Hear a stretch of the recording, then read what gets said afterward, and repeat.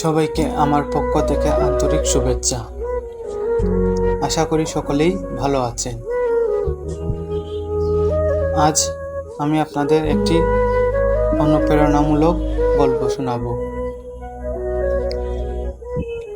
যা আমাদের জীবনে চলার পথে একটু হলেও কাজে আসতে পারে। এক সন্ন্যাসী ছিলেন। তিনি প্রায়ই ধ্যানমগ্ন অবস্থায় একটি গাছের নিচে বসে থাকতেন। তিনি মাঝে মাঝে বিকেলবেলা সেই গ্রামের মানুষের দুঃখগুলো শুনতেন এবং তার সমাধানও বের করে দিতেন। গ্রামের কিছু দুষ্টু লোক ছিল, যারা সেই সন্ন্যাসীর কাছে সমাধান চাওয়ার জন্য যেতেন। সেই সন্ন্যাসী তাদের সমাধান বের করেও দিতেন।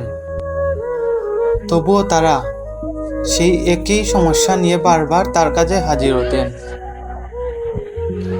একদিন সন্ন্যাসী তাতে অতিষ্ঠ হলেন। তারপর তিনি একটি বুদ্ধি বের করলেন। তিনি বিকালবেলায় তাদের নিয়ে বসলেন। বসে একটি কৌতুক তাদের সঙ্গে বর্ণনা করলেন। সেই কৌতুকটি তিনি বারবার তাদের শোনাতে লাগলেন। প্রথমবার শোনাতে তারা হট্টহাসিতে ফেটে পড়ল। তাদের মনে আর কোনো দুঃখ রইল না। দ্বিতীয়বারই তিনি আবার সেই কৌতুকটি পুনরায় তাদের শোনালেন। তারপর সেখান থেকে কয়েকজনের মুখে হাসি ফুটল।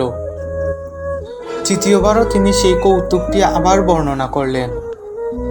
তাতে সেখানে সকলেই মেজাজ খারাপ হয়ে গেল। তারা সেই কৌতুক শুনতে শুনতে অতিষ্ঠ হয়ে পড়ল। তখন তারা সেই সন্ন্যাসী বাবাকে বকাবকি শুরু করলো। তখন সেই সন্ন্যাসী বাবা মুচকি এসে বললেন, তোমরা যদি একই গল্প বারবার শুনতে শুনতে বিরক্ত হয়ে যাও, তাহলে একই দুঃখ কেন তোমরা বিরক্ত হয়ে যাও না? কেন তোমরা তার সমাধান বের করো না? কেন তোমাকে আমার কাছে আসতে হবে? আগে নিজে চেষ্টা করো, তুমি তার ঠিক সমাধান খুঁজেই পাবে। অন্যকে জ্বালাতন করো না, ততই তোমার মঙ্গল।